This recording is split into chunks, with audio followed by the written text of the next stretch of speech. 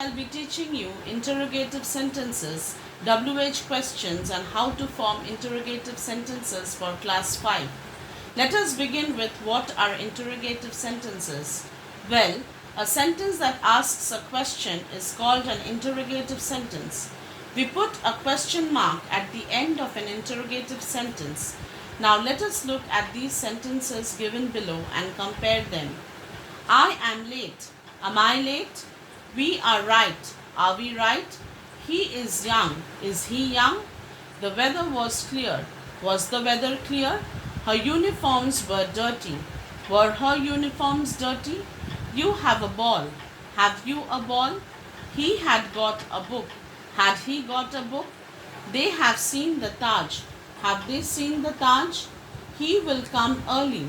Will he come early? He can help me. Can he help me? Go. The sentences in group A make statements. The sentences in group B asks questions. Now here is how we form interrogative sentences. In the first instance or sentences of the type I am, he is, you were, etc., we use am, is, were before the subject. In the second instance or sentences of the type he has, you have, I had, etc., we use has, have, had before the subject. The verb here is made up of two words, so we use the first word before the subject. To understand better, let us solve an exercise together. Make the following sentences interrogative. Number 1. Romit was respectful to his teacher. Was Romit respectful to his teacher? Number 2. You should believe her. Should you believe her? Number 3. The boys are reading books. Are the boys reading books? Number 4. He has two brothers. Has he two brothers? Number 5. He will be rewarded for his honesty. Will he be rewarded for his honesty? Number 6. She has got a passport. Has she got a passport? Number 7. The telephone bell is ringing. Is the telephone bell ringing? Number 8. Somebody is knocking at the door. Is somebody knocking at the door? Number 9. The workers were faithful to their company. Were the workers faithful to the company? Number 10. That snake was dangerous. Was the snake dangerous? Number 11. The meeting is at 8. Is the meeting at 8 p.m.? Number 12. The road to the station is narrow and bumpy. Is the road to the station narrow and bumpy? Go. You will write the above exercise in your copies. Hope you have understood so far. Now many interrogative sentences start with WH letters such as when, where, what, which, who, why, whose and how. We use helping verbs such as is, are, am, have to make WH questions. The helping verb comes before the subject. Now, who is used to identify a person? Who is she? What is used to identify a thing? For example, what is it?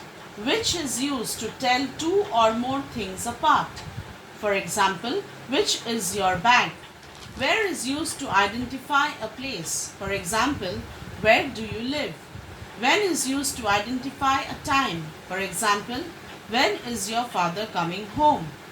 Why is used to identify a reason. For example, why is she crying? Whose is used to identify possession, to whom something belongs to someone. For example, whose car is that? How is used to explain a way or a method. For example, how did you make the cake? Let me read some questions and answers for you so you can understand better. What is your name? My name is Sam. Who is your class teacher? My class teacher is Mrs. Anita. Which is your desk? The second one is mine. Who are those people? They are my friends. Who is Jennifer? Jennifer is a singer. Which book is cheaper? The one with the red cover is cheaper. Where is Dave? Dave is at school. Where is the key? The key is under the carpet. Whose bottle is that? That is Suman's bottle. When can you come tomorrow? I can come at 8 p.m. Why is the dog barking? It is barking because it saw a squirrel. How is your grandfather? My grandfather is sick. Now, answer these following questions on your own in your exercise copies. Number 1. Who is your maths teacher? Number 2. Which is his cat? Number 3. Where is your suitcase? Number 4. What is she be doing? Number 5. Who is an engineer? Number 6. What color is the new bus? Number 7. Whose dress is this? Number 8. Why is Ravi limping? Number 9. How is Sunita? Number 10. When is your brother coming back from the office? Let us now do the next exercise together. You will also do this in your exercise copies. Frame questions for these answers. Number 1. They study English every Tuesday morning. When do they study English? Number 2. Romy goes to school by bus. How does Romy go to school? Number 3. John loves eating pizza. Who loves eating pizza? Number 4. Olga sings beautifully. Who sings beautifully? Number 5. Shanti gets up at 5 a.m. When does Shanti get up? Number 6. Harry didn't go to school because he is sick. Why did Harry not go to school? Number 7. Mother is cooking rice in the kitchen. Where is mother cooking rice? Number 8. Tommy rides his bike very fast. How does Tommy ride his bike? Number 9. Sam ate eggs for breakfast. What did Sam eat for breakfast? I gave Mario a bicycle for his birthday. What did you give Mario for his birthday? Number 11. This is Aunt Sheila's purse. Whose purse is this? Number 12. The red car is ours. Which is your car? Number 13. The little boys play hide and seek. Who plays hide and seek? Number 14. Sammy goes to the window because it's going to rain. Why does Sammy go to the window? Number 15. I like the white t-shirt, not the red one. Which t-shirt do you like? Go. Now let us open our grammar books to page 24, chapter 4, Formation of Interrogative Sentences. As I have already explained to you, a sentence that asks a question is called an interrogative sentence, and we put a question mark at the end of an interrogative sentence. Now, how to make interrogative sentences? In the first instance, the verb be. In sentences of the type I am, he is, you are, etc., we put am, is, are in the beginning of the sentence. Let us look at the tables below. We already know that what interrogative sentences are. Affirmative sentences indicate a positive sense or meaning. It is the opposition of negative sentences. I am hungry. Am I hungry? He is rich. Is he rich? They are clever. Are they clever? He was tired. Was he tired? They were foolish. Were they foolish? In the second instance, the verb have, has, had. In sentences of the type he has, you have, I had, etc., we put has, have, had, etc. in the beginning of the sentences. For example, he has a nice bat. Has he a nice bat? You have sufficient money. Have you sufficient money? They had done well. Had they done well? In the third instance, verbs made up of two or more words. If the verb is made up of two or more words, we put the first word in the beginning of the sentence. Say, for example, I am doing wrong. Am I doing wrong? He is coming tonight. Is he coming tonight? You are going there. Are you going there? It was raining. Was it raining? The cattle were grazing. Were the cattle grazing? He has done his duty. Has he done his duty? They have done well. Have they done well? They had been quite clever. Had they been quite clever?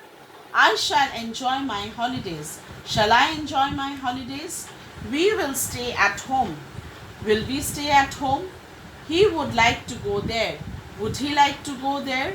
It must be done at once. Must it be done at once?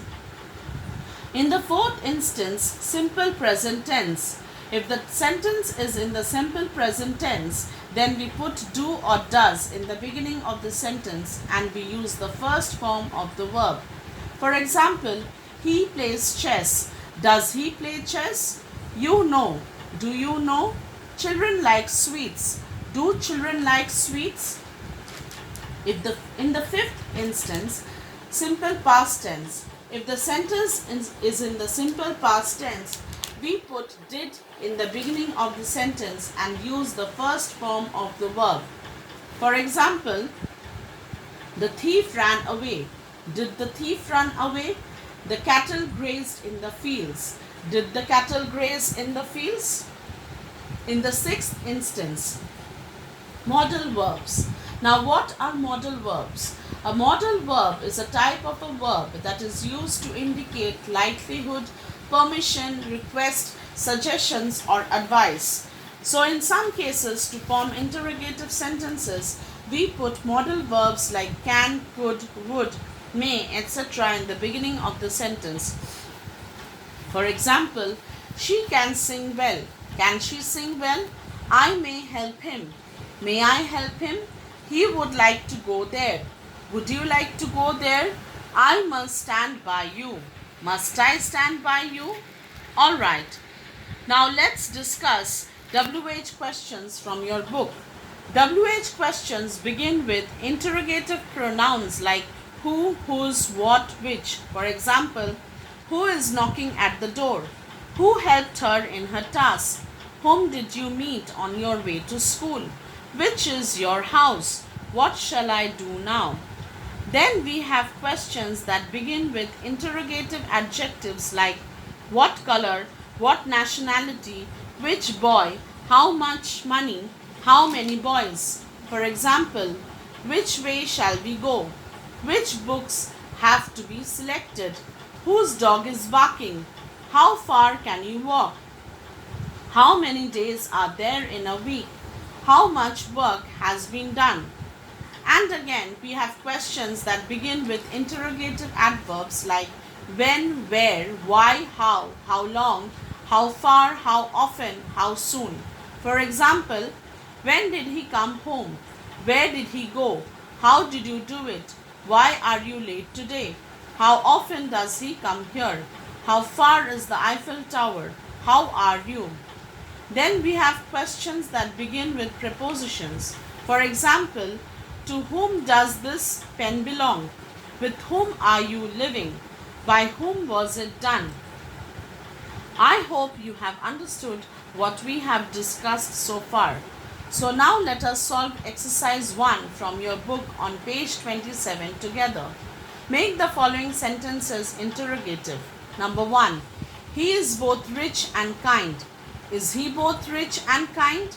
Number 2. She is beautiful. Is she beautiful? Number 3. They are hardworking. Are they hardworking? Number 4. There are many interesting stories in this book. Are there many interesting stories in this book? The bus was late. Was the bus late? Number 6. The girls were in the class. Were the girls in the class? Number 7. They have finished their work.